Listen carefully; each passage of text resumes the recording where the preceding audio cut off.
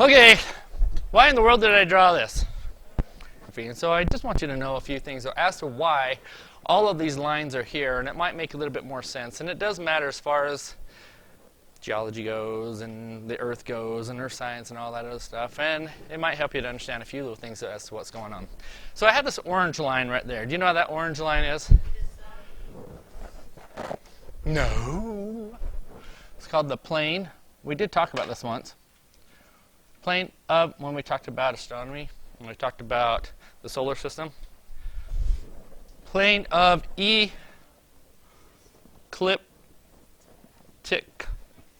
Thank you. The plane of ecliptic. Now, what is the plane of ecliptic? Okay, plane. What's a plane? The plane, the plane. You know, what's the plane? Big flat piece of whatever, right? Like a tablet. All right, so with this in mind then, yay, I'm going to draw a plane.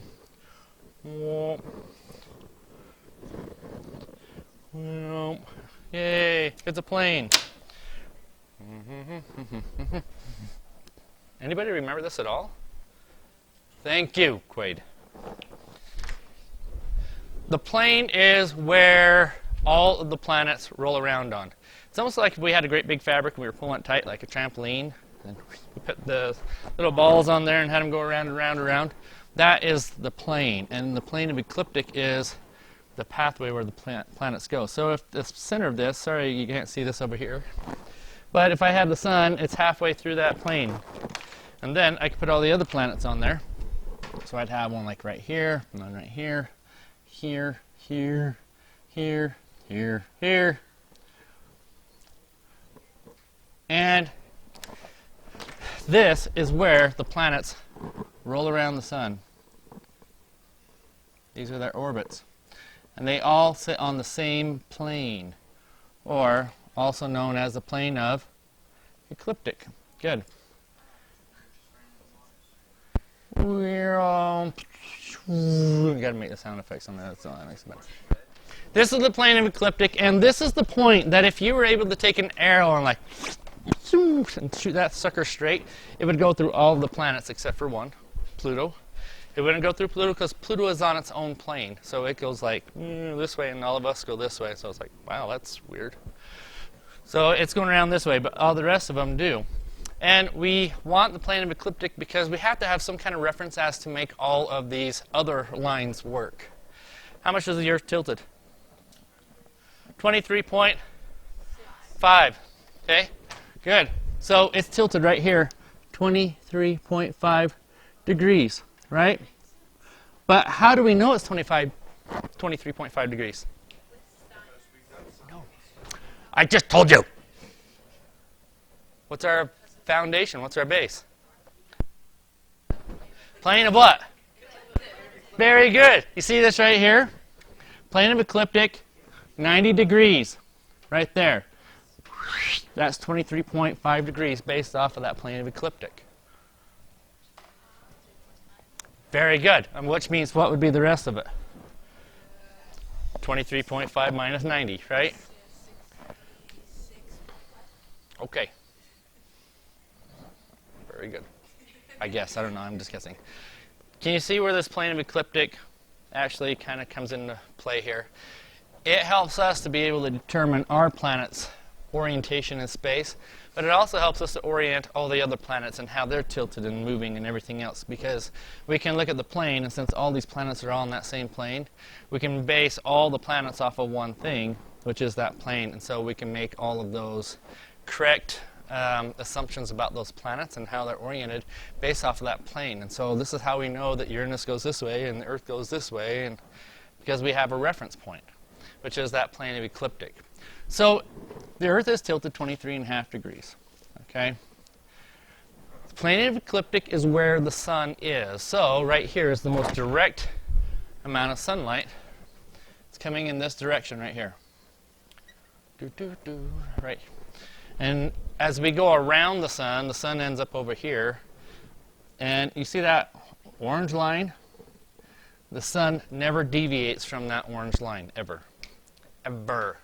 If you could walk on that orange line across the globe, the sun would always be over your head all year long.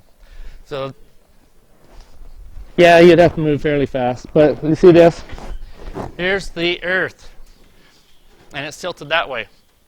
What do you notice about that line? It's horizontal, and this is tilted 23. That's the plane of ecliptic, guys. It slices it right in half.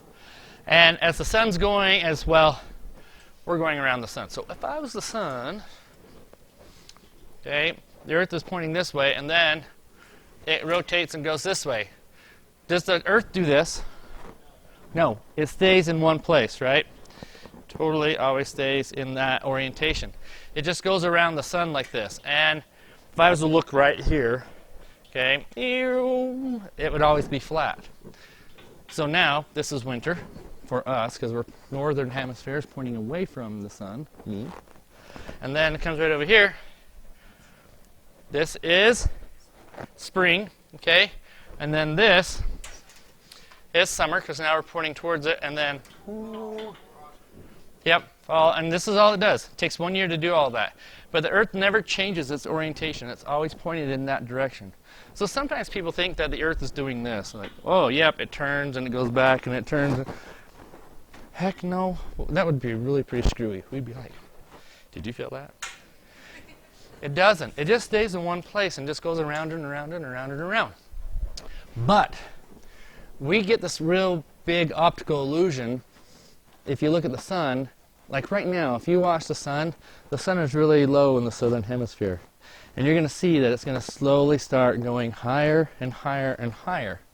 That's because, dun dun dun, right here, and the sun is starting to, what?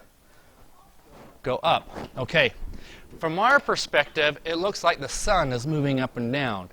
And this is how we see it. What do you notice about that line now? Yeah, it's going up and down. It's wavy. So to us, we're sitting here doing this, and it looks like the sun's moving up and down. But it's not. We're not even moving up and down. Everything is just our orientation and how we are pointing. And so, yeah, that line goes different. So that is the plane of ecliptic. If you were to walk on that line all the way around in 1 year and kept the sun right above your head, it would always be above your head. It will never change. So now comes these other couple of lines here. Do you know what line that's called? Cancer. Cancer, right? How do you know if that's Cancer and that one's Capricorn? Doesn't he? Anybody have a hard time remembering that? I do. I mean, that's good. Here's how I remember it.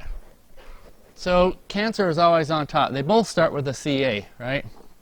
CA, Cancer, Capricorn. But the next one is a P, and the next one is an N. N to me means north. So it's always in the northern hemisphere. Those of you who have your geography ever get tested on this stuff now, you know. Cancer, Tropic of Cancer, and this is the Tropic of Capricorn. Why do we even have those? There's two reasons, and you're right. There are two reasons. So one thing is if you're on that line, that's where the sun always is. When the sun is directly right here, that would happen to be our first day of summer, which is June 21st, depending if it's a leap year or not. Okay? Yep, this year it's the 22nd. It's a leap year. Yay, leap year. So excited. Okay, what if it's over here? What day is that when the sun is right there? Same, right? Except it's December. Okay, or 22nd, depending if it's a leap year or not, right? Okay, got it. And what about right here? When the sun is directly right there. This would be spring and autumn, so this is September. And that would be fall, right, or autumn. This is winter, winter solstice. This is summer solstice. And this is, what day? January, February, March. March 21st. You're right. Okay, that's spring. So why do we have these things? Why do we care? Well, we used to not have them, but back in the day, see, now you have your phones that follow you around, GPS. It's kind of weird. You know, you can like Google Map somebody. You can actually see where they are in the building. Like, oh, I know where you are. You know, like, why are you at the toy section at Walmart? That's what my kids would always ask my wife. I was like, why are you at the Christmas time anyway? Why are you at the toy section at Walmart? Can't tell you. You know, being Santa Claus. Yes, errands. Okay, well, so if it was June 21st and you were on a ship and sailing around, you should know, if you're a sailor, that the sun should be directly over this point right here around June 21st, somewhere around there. So you're keeping track of the calendar, you're keeping track of the days. But how do you know you are right here? How do you know you're not right here, or here, or here, or here? Yeah. Well, if it's June 21st, then you know the sun is directly right here. So at noon, where the sun should be directly overhead, let's say that you're right here. You don't know you're right there, but you sight in the sun at that point right through here, and then you take the angle. And once you take that angle, you should be able to determine how far you are from point A to point B. And now you know where your location is on the Earth. The moon is moving all the time. You got to have something that's going to be stationary. What'd you say? The sun is not useful, but they know where the sun's location is, or where it should be at night. And guess what? It is in the constellation Cancer. So at nighttime, if they could find the constellation Cancer, they know that during the day, at noon, that's where the sun should be. So at nighttime, they can actually make measurements from the constellation Cancer to where they are and get some angles and be able to actually guide themselves at night to figure out where they are on the globe. Can you guess why this one's called the Tropic of Capricorn? At nighttime, the Tropic of Capricorn, its constellation, is found right here where the sun would be. So at nighttime, they can actually look at the Tropic of Capricorn and identify where their location is, because that's where the sun should be in the winter time. Yeah, we don't do that anymore because your phone does it for you automatically, right? You look, pull out your phone, where am I, and it tells you exactly where you are. Okay, Tropic Cancer, Tropic Capricorn, it's important for us because it tells us where our summer solstice and our winter solstice is.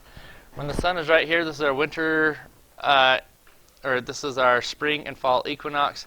Nox means night, equal. That just means that every day, everybody on that line has exactly 24 hours of daylight, and 12 hours of daylight, 12 hours of night. Every day. So if the sun is shining over there in its northern hemisphere, then this side over here is all in darkness. If you look at the distance right here, that is a lot shorter than over here, which means that our northern hemisphere receives more sunlight in the summertime than in the southern hemisphere, and our days are long and our nights are short. What angle is, what latitude is is Cancer? No. If this is the equator, this is the Tropic Cancer, Tropic Capricorn. This is 90 degrees. So what's that angle right there? 23.5. So where is the Tropic of Cancer?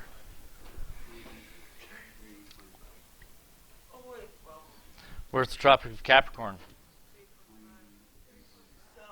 South. That's the magic number.